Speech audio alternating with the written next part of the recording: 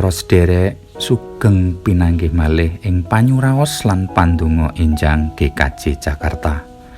Dinten menika Jumuah Pon tanggal 3 Maret 2023 Minggu Prapaskah sepisan. Panyuraos dinten menika kaparingan jejer kasetyaning prasetya. Sumangga kita marek wonten ing pandonga kawula dherekaken.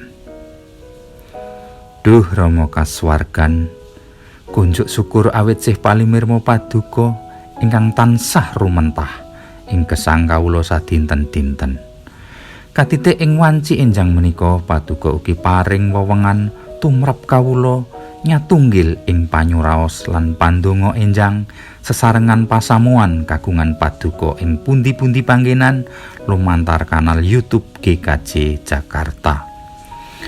Pramila kawula nyuwun panuntun lan pepadangipun Roh Suci murih anggen kawula gegilut peranganing sabda paduka enjing menika saestu saged kawula mangertosi nuli kawula cakaken ing pagesangan kawula sadinten-dinten.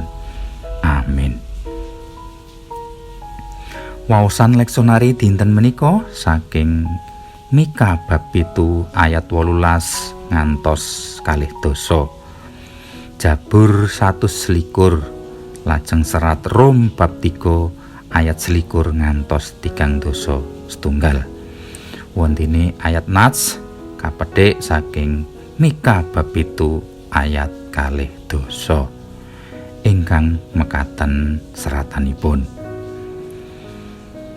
Paduka mugi karsawa ngetingalaken kasetyan paduka dhateng Rama Yakub saha si palimirma paduka dhateng Rama Abraham kados ingkang sampun paduka prasetyakaken kelayan supaos dhateng para leluhur kawula wiwit ing jaman kina.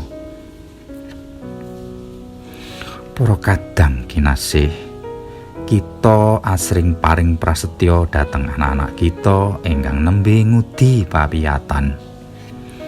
Nduk, sinau sing sregep ya. Mengko yen bijimu apik lan entuk ranking diparingi hadiah. Prasetyanipun tiyang sepuh tumrap yoganipun menika nggadahi pangajeng-ajeng murih lare-lare kanthi tumemen budidaya kanthi sregep sinau supados ing tembenipun saged ngrampungaken sekolahipun kanthi gangsar ngantos pikantuk padamelan ingkang sae. Menika ugi mratelakaken sih katresnanipun tiyang sepuh tumrap yoganipun. Waosan kita dinten menika ugi ngengetaken tumrap kita sedaya minangka putra-putranipun Allah. Bilih Allah paring prasetya ingkang dipun prasetyakaken kelayan supaos wiwit ing jaman kina mila dhateng para leluhur kita. Kados dene ingkang dipun ulukaken salebeting pandonganipun Nabi Mika. Bilih Allah tansah setya tuhu dumateng prasetyanipun ingkang boten nate ewah gingsir wiwit jaman kina mila ngantos sepriki nggih dinten niki. Kados ingkang sampun dipun runut dening Nabi Mika saking jamanipun Rama Yakub, Rama Abraham, lajeng jamanipun Nabi Mika piyambak lan samangke kita ugi ngraosaken panjangkepipun wosing prasetya saking Allah. Inggih menika pakaryan agung kawilujengan wonten ing sedo sangsaranipun Gusti Yesus ing kajeng salib ngantos tumedhak ing teleng palimengan lan ing 3 dintenipun kabuktekaken wungu malih saking antawisipun tiyang pecah.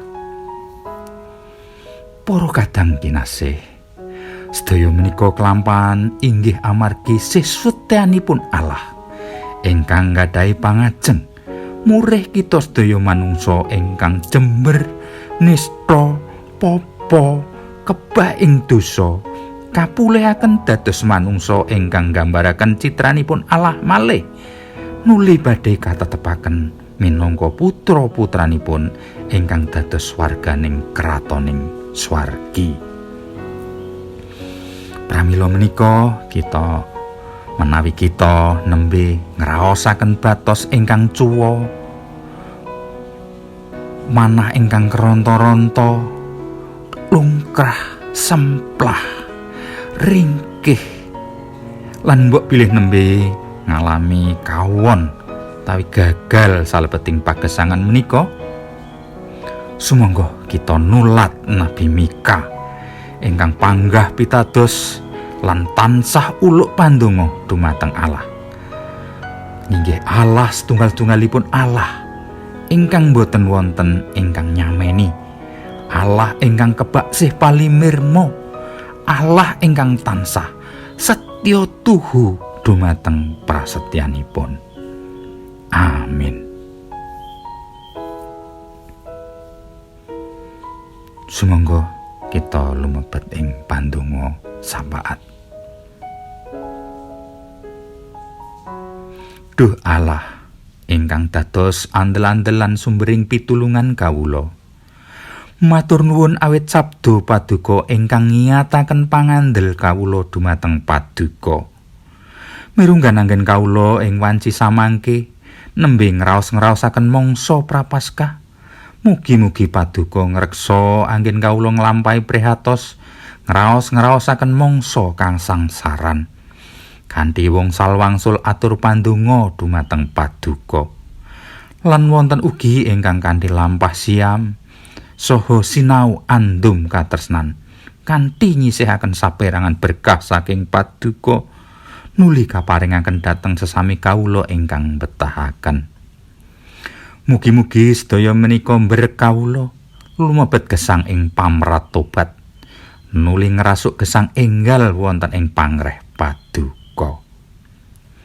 Wanci menika ugi kawula nyuwun tumrap sederek-sederek kawula ingkang nembe ngraosaken awrating momotaning gesang, inggih getiring gesang, ngraosaken semplah, lungkrah, ringkih lan nembe ngraosaken kawon ing pagesanganipun.